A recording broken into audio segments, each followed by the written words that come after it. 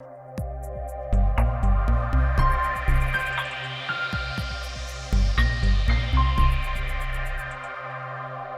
दोस्तों, स्वागत है आप सबका कोटेल एकेडमी मिशन यूपीएससी में। मैं हूं अमित। अभी हाल ही में भारत का राष्ट्रीय चिन्ह बहुत ज़्यादा न्यूज़ में आ गया है, तो हम उसी को देख लेते हैं कि भारत का राष्ट्रीय चिन्ह क्या है और क्यों न्यूज़ में आया है। न्यूज़ में तो इसलिए आ गया है, अभी प्रधानमंत्री जी ने नया संसद भवन जो है वहाँ पर नए राष्ट्रीय चिन्ह है उसका उद्घाटन किया है, उसका अनावरण किया है और वो दिखता कुछ ऐसा है। अभी लोग ये दिमाग लगा रहे हैं कि शेर का मुँह थोड़ा खुला है, कोई कह रहा है नहीं बंद होना चाहिए, कोई कुछ कह रहा है, कोई कुछ कह रहा है। हमारे काम का ये नहीं है कि शेर का मुंह कितना इंच खुला है, हमारे काम का ये है कि आखिर ये स्तंभ है क्या, ये कहाँ से हमने राष्ट्रीय चिन्ह लिया, कब लिया, ये हमारे काम का है। तो हम देखते हैं हमारे राष्ट्रीय चिन्ह के बारे में। तो आपको पता होना चाहिए कि भारत का जो राष्ट्रीय चिन्ह है उसे 26 जनवरी 1950, ये डेट आप याद रख लेना, क्योंकि यही वो डेट है जिस दिन भारत को गणतंत्र बनाया गया था, भारत का संविधान स्वीकार किया गया था। गणतंत्र का मतलब ऐसा राष्ट्र जिसका राष्ट्र प्रमुख, जिसका प्रमुख एक चुना हुआ व्यक्ति होगा, निर्वाचित व्यक्ति होगा, ये वो गणतंत्र का मतलब। तो 26 जनवरी 1950 को ही तो हम गणतंत्र बने थे और इसी दिन इस चिन्ह को, इस राष्ट्रीय चिन्ह को स्वीकारा था। ये वो ओरिजिनल चिन्ह है जिसको स्वीकारा गया था। कहाँ से लिया गया भाई ये चिन्ह? ये चिन्ह लिया गया है सारनाथ स्तंभ से। आपने सारनाथ स्तंभ के बारे में सुना तो होगा, जरूर सुना होगा। सारनाथ स्तंभ से क्या है सारनाथ स्तंभ? सारनाथ एक जगह है यूपी में, उत्तर प्रदेश में, जहां अशोक, जिसको आप महान अशोक के रूप में भी जानते हो, जिसने धम्म की शुरुआत की थी, उस अशोक ने इस स्तंभ का निर्माण किया था। राजा अशोक के द्वारा इस स्तंभ का निर्माण कराया गया था। क्यों सारनाथ में क्यों कराया उन्होंने? पहला पॉइंट तो है सारनाथ में इसलिए इस स्तंभ का निर्माण हुआ था क्योंकि सारनाथ में महात्मा बुद्ध जो है, महात्मा बुद्ध, उन्होंने अपना प्रथम उपदेश प्रसारित किया था, प्रथम उपदेश दिया था। कहाँ पे दिया था? सारनाथ में। इसलिए अशोक ने सारनाथ में स्तंभ बनाया। हम इस पर क्या चर्चा करेंगे? पॉइंट है, एक तो ये हो गए 2-3 फैक्ट जो थे। अब पॉइंट ये है, जो विवाद है कि शेर का मुंह इतना खुला है, शेर का मुंह इतना खुला है, उसके बारे में बात करते हैं कि यहाँ जितनी भी चीजें दिख रही हैं इन सबका सांकेतिक महत्व है। सांकेतिक मतलब ये किसी न किसी चीज को दर्शा रही है, इसलिए तो भारत सरकार के द्वारा इसे चिन्ह अपना चुना गया। नहीं तो किसी को भी चिन्ह चुन सकते थे, कोई भी नई चीज लेके आ सकते थे। तो अलग अलग चीजें होती हैं, लेकिन भारत सरकार के द्वारा इसे चुना गया, जिसके कई कारण हैं। पहला, इस पर जो ऊपर शेर बने हुए हैं, इन शेरों की संख्या है 4।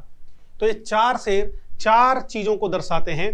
पहला है साहस, दूसरा है शक्ति, तीसरा है सम्मान और चौथा है आत्मविश्वास। तो साहस, शक्ति, सम्मान और आत्मविश्वास, ये 4 शेर 4 चीजों को दर्शा रहे हैं। दूसरा, ये दर्शा रहे हैं कि भारत जो है चारों दिशाओं में शौर्य पराक्रम से युक्त है, चारों दिशाओं में हमारी नजर है, ये दर्शा रहे हैं। तीसरा पॉइंट है कि ये शेर हैं वो शांत मुद्रा में है, जो अशोक के स्तंभ के शेर हैं। इसका मतलब क्या है? इसका भी एक बड़ा सांकेतिक महत्व है कि हम भले ही महाशक्ति हैं, लेकिन हम संयमपूर्ण व्यवहार करेंगे।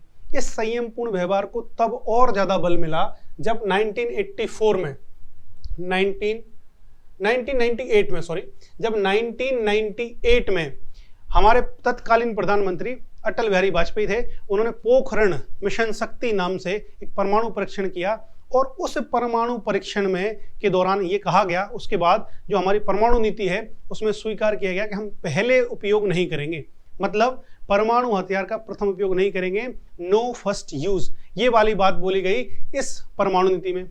अब देखो, अगर कोई शेर शांत बैठा है तो इसका मतलब ये नहीं है कि शेर शिकार नहीं कर सकता, बस ये वो शिकार करना नहीं चाहता है। तो यही परमाणु नीति में देखा कि हमारे पास परमाणु हथियार हैं, लेकिन हम आतुर नहीं होंगे कि हम पटक ही दें क्या परमाणु हथियार, ऐसा नहीं होगा। हम एकदम ढूंढेंगे नहीं किस पे पटके किस पे पटके, ऐसा नहीं होगा।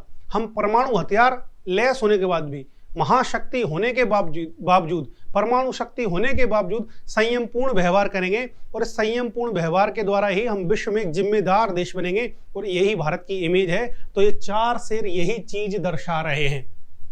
अगला, जैसे ही आप देखोगे तो नीचे और भी कई जानवर बने हैं। एक जानवर बना है घोड़ा। तो इस घोड़े से क्या है? ये घोड़ा प्रतीक है, आपको पता होगा कि घोड़ा का एक प्रतीक ये लिया जाता है तेज दौड़ने से, तो स्पीड का, गति जो रहती है। दूसरा घोड़े से है एनर्जी, ऊर्जा, और तीसरा जो प्रतीक है घोड़ा जो है, तीसरा प्रतीक है वफादारी का, लॉयल्टी का। इतनी सारी चीजों का घोड़ा प्रतीक है। जब अशोक ने इसको बनवाया था तब अशोक ने इसका अलग अर्थ लिया था। अशोक ने जब इस पे घोड़ा बनवाया था तो उसका अर्थ था बुद्ध के घोड़े से, ध्यान रखना। बुद्ध का जो घोड़ा था जिस पर बुद्ध ने बैठ के गए थे और बाद में त्याग की थी, जिस रथ पे बैठ के गए थे जिसमें वो घोड़ा बांधा हुआ था, उसको बुद्ध ने त्याग किया था, तो अशोक ने इसीलिए ये बनवाया था। यहाँ पे एक हाथी भी बना हुआ है। हाथी ऐश्वर्य का प्रतीक है। तो अशोक ने क्यों बनवाया था इस हाथी को? अशोक ने इस हाथी को इसलिए बनवाया था क्योंकि आपको पता होगा कि बुद्ध की माता को एक सपना आया था। उस सपने में क्या हुआ था, एक हाथी उनके गर्भ में प्रवेश कर रहा है, तो इसीलिए अशोक ने हाथी बनवाया था। यहां दिख नहीं रहा, देखो यहां से 3 ही शेर दिख रहे हैं। तो ऐसे ही इसके पीछे बैल भी बना हुआ है, एक बुल जिसको बोलते हैं बैल, वो बैल भी बना है। बैल आपको पता होगा किसका प्रतीक है? बैल प्रतीक है कठोर परिश्रम का, क्योंकि बैल को हल में जोता जाता है और बैल अपने हल के द्वारा धरती को चीर के भी उसमें से अन्न उपजा सकता है। तो किसका प्रतीक है बैल? जो बुल है वो बैल प्रतीक है कठोर परिश्रम का। ध्यान रखिएगा, किसका प्रतीक है? कठोर परिश्रम का। अच्छी हार्ड जो वर्क रहता है उसका, जैसा आपको यूपीएससी में जरूरी रहता है, लगातार आपको मोटिवेटेड रहना पड़ता है, लगातार आपको मेहनत करनी पड़ती रहती है, एक ही चीज को 100 बार 50 बार पढ़ना पड़ता है, तो ऐसा ही कठोर परिश्रम का प्रतीक है। एक लास्ट चीज जो बचती है वो लास्ट चीज है ये वाला चक्र। आप सबको पता होगा इस चक्र में 24 तीलियां हैं, और ये चक्र किसको दर्शा रहा है? ये चक्र दर्शा रहा है धर्म चक्र प्रवर्तन को, क्योंकि मैं आपको बताया था कि बुद्ध के पहला जो उपदेश था, बुद्ध का प्रथम उपदेश यही था, और इस उपदेश को धर्म चक्र प्रवर्तन नाम से जाना जाता है। बुद्ध ने अपने शिष्यों को जो उपदेश दिया था उसको धर्म चक्र, मतलब धर्म का प्रसार प्रारंभ हो गया। एक और प्रतीक इस चक्र का निकाला जा सकता है, वो प्रतीक ये है कि जैसे ये चक्र है तो चक्र कभी भी खत्म नहीं होता, वो लगातार चलता रहता है, चलता रहता है। तो मतलब चिरकालिक व्यवस्था, जो अनंत व्यवस्था है, इन्फिनिटी है, उसको दर्शाता है चक्र। मतलब भारत जो है लगातार चल रहा है, हड़प्पा से लेके अब तक लगातार भारतीय संस्कृति चल रही है। तब भी पीपल की पूजा, अब भी पीपल की पूजा, तब भी भारत में जादू टोना, ताबीज जाबीज, और अब भी ताबीज जादू टोना है। तो ये सब व्यवस्थाएं तब से चल रही हैं, और सबसे बढ़कर भारत की सहिष्णु संस्कृति जो हड़प्पा काल में थी, वही सहिष्णु संस्कृति आज भी आपको मिलेगी। ये है भारतीय संस्कृति। और ये भारतीय संस्कृति कब से चली आ रही है? इतने 5000 साल पुरानी चली आ रही है, और ये चक्र जो है ये उसी को दर्शा रहा है। ठीक है, इसके अलावा इस चक्र में इस जो चिन्ह है उसमें एक शब्द भी लिया गया, 2 शब्द लिए गए, वो लिखा है सत्यमेव जयते। इसका क्या अर्थ है? सत्यमेव जयते का अर्थ है सत्य की सदैव जीत होती है, जो सत्य रहता है वो हमेशा जीतता है, हार जो है उसकी पराजय होती है। बस पॉइंट ये है, जो सत्यमेव जयते का वाक्य है, इस सत्यमेव जयते के वाक्य को लिया गया है मुंडकोपनिषद से। एक उपनिषद है मुंडकोपनिषद, उससे। तो ये है हमारा जो भारत का राष्ट्रीय चिन्ह है, उसके बारे में ये छोटी सी इंफॉर्मेशन थी।